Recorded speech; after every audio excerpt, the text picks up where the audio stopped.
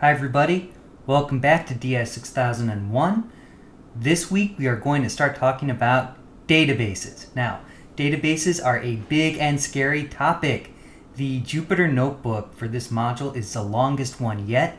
It is full of detail about what is going on with databases, all this crazy terminology, what does it mean, all the points of confusion, how to handle building and connecting to databases in Python using SQLite, using MySQL, using Postgres, using MongoDB. Please, if you haven't yet done so, read that Jupyter Notebook carefully. These videos can only begin to scratch the surface of how to do good work with databases in Python. But with that, let's get started.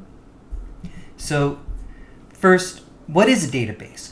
I was a social scientist for a long time, and in my last field, we never really worked with databases. We just worked with individual data files, CSVs, and things like that. So what is a database? Well, a database, very simply put, is an organized collection of many data tables. They could be tables like CSV, or they could be JSONs, or they could even be another format. But it's an organization. Databases are good for carefully organizing all of the data, keeping track of it. They're great for building a system to access specific data quickly and to keep that data secure. So a good analogy might be if a data set, if one data file is a book, a database would be a library. It's not only a place where many books are stored, it also has built into the system the Dewey Decimal System or something like that to access a particular book very quickly. And it has a system to keep all those books safe. So we're working now with libraries, okay? Databases can exist locally on your own computer, or they can exist on a remote server. For example, Amazon Web Services, AWS, is a big repository where many databases are being stored at the moment. As a data scientist, you will most frequently work with databases by having to access them and bring that data into Python. You may also be in a situation where you have to build your own database. Either way, you're going to have to be very comfortable with the terminology so that you know what you're talking about when you work on the same team as a data engineer and systems engineers and all the different people you're going to be working with in your profession. So you've probably seen this icon, gray and 3 circular disks stacked on top of each other. That's the standard icon for a database. It's a picture of a storage device from the 1940s and 50s called drum memory storage. And I think that captures the concept very well of a database being essentially about the storage of data. So to query a database is to issue a request to that database for data to be returned to you, data of a particular kind, maybe just certain columns or certain rows. So in that way, databases are a lot like using an API. All APIs are queries of a database, but not all database queries use an API. A REST API or a RESTful API has an important property of having client-server separation. That is, a database manager, whoever's in charge of organizing and maintaining that database, can make changes to the database without requiring the front-end users, the people requesting the data, to change their code, right? So APIs not only make it convenient for both users and data engineers to work independently, but APIs are also generally more secure because it's easier for the data owners to restrict the ways in which the data are shared or how often, stuff like that. Now, in general, if a remote database has an API, use the API and don't think about querying the database directly. That's not the intended use. The purpose of the API is to facilitate working with the database. But there are going to be many situations where there is no API. If there's no API, you have to be very careful to understand the specific way that the database is organized. The database organization is called the database's schema. If the schema changes, that's going to require you to change your code for how you get data from that database. So, just keep that in mind as you start working with databases. One important property of databases is a set of standards called ACID. ACID stands for atomicity, consistency, isolation, and durability. These are things that work with transactional databases like credit card transactions. So when you go to the store, you make a purchase with your credit card, the store, their credit card reader communicates with the store's bank communicates with the credit card company, and then the credit card company approves or rejects the purchase and then sends that information all the way back down the chain. So we have data moving all the way up and all the way down one particular transaction. Atomicity means that the transaction as a whole isn't considered complete until every single one of those steps is complete, right? So if there's an error in the communication between the credit card company going back to the bank, even if all the steps prior to that were successful, the entire transaction is deemed to have failed because one link in that chain failed, right? Now the purpose of that is it would be a big problem if the bank debits your account but the credit card company has no record of that, and so now you have two different balances in two different places. So that's the purpose of atomicity. Consistency refers to how the data are stored in different servers along that chain.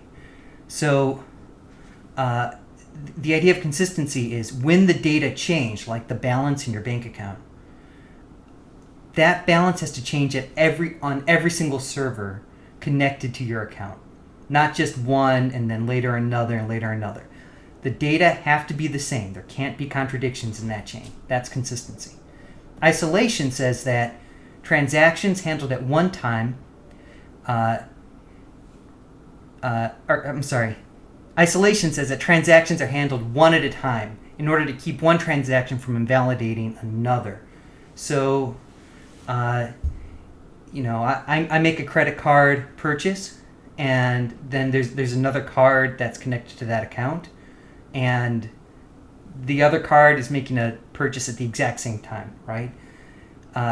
Isolation says that the system has to process one whole request, including keeping it atomic and consistent, to update all of the data before it can handle the next one, the next transaction. And that keeps, that guards against contradictions. And then durability. If one of the servers goes down, then the data are stored in many backup locations so that the data doesn't just get lost. So we have these ACID standards, and that's how most modern databases proceed. They fit these standards. Now, new databases called NoSQL databases often don't follow ACID. Sometimes they do, but often they don't. And it's because ACID slows things down, right? If you're waiting for every single server to report back before you can conclude a transaction, that's going to take longer. But a lot of modern applications require a lot more speed. And NoSQL databases, which there's a lot of information about in the Jupyter Notebook, NoSQL databases optimize speed at the expense of these standards. Sometimes they do. Okay, let's talk about types of different databases. So the very first databases in the 1960s were called navigational. The idea was, let's take a lot of data, let's store it in one place, and then let's build an interface that lets users page through records and flip through it like pages in a book, right? And that way, a user can see all of the data, and all of the data is safe and stored. So that was the 1960s. Big innovation in databases came in the 70s with relational databases. Now we're going to talk a lot about that in the next two videos. relational databases, the big innovation is that they allow users to query a database to find records with specific content. So you're not like flipping to a page, right? Instead of saying, oh, go to page 24, you're saying, find all the pages with the following words on it, right? You're talking about the content of the data itself, issuing a query to match the records that have that data, and then return those records, okay? Now, relational databases also have really stringent data validation and more flexible schema. So you can have all sorts of relational diagrams, which we will talk about in one of the next videos. Object-oriented databases came about in the 80s, along with the rise of object-oriented programming languages like Python. And then web-enabled databases. These were extensions of the relational database framework, but worked better for transmitting data over the internet and storing them in one place so that they could be accessed in other remote locations. And then finally, in the last 15, 20 years, there's been a big rise in these NoSQL databases. NoSQL databases, that's a very, very big category. They dropped the relational framework altogether. And the purpose of that is to have even more flexible schema, or to be able to more easily store massive amounts of data, or to perform operations really, really fast over cloud computing. Okay, so that's pretty much the rundown of all the different types of databases that there are. So here's an example. This is some fake data that I made up from a library. So each row in this table is another transaction. A transaction meaning somebody came into the library and they checked out a library book. So the first one, this patron, Ernesto Hanna, took out A Brief History of Time by Stephen Hawking on August 20th, 2019. Okay? And so we have all this information. Now, how would this data be stored in the various types of database? So first, let's take a look at the navigational structure. According to the navigational structure, we would see just one record at a time. And so it might look like this. And so you can see here, this is just one record of one transaction, but all of the data is here. And it's also got links to the previous record and the next record, but also links based on common features, like the next record for this patron or the next record at this branch of the library. So that's an old school navigational database going back to the 1960s. You navigate it by clicking links and paging through. Relational databases, we're going to talk about in the next two videos, so we'll skip that for now. Now, there are several different kinds of NoSQL databases. The first kind is called a key value store. And the way we would store the data in a key value store is we would take every single row in that data table and store it as a string. Maybe a string that itself contains a list, like is displayed here.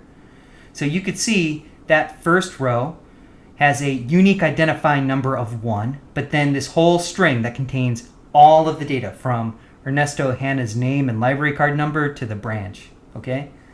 So the entirety of the data and a numeric ID number. That's a key value store.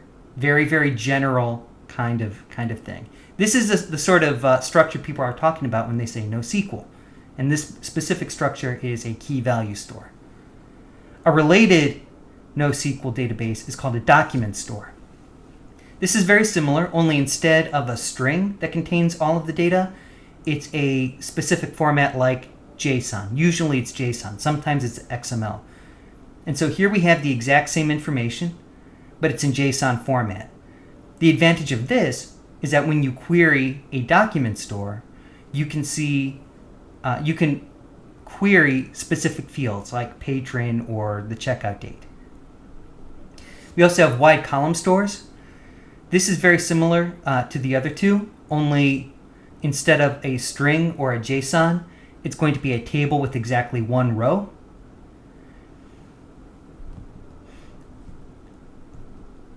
Yes, and we'll leave it at that, and then in the next video we will talk about relational databases.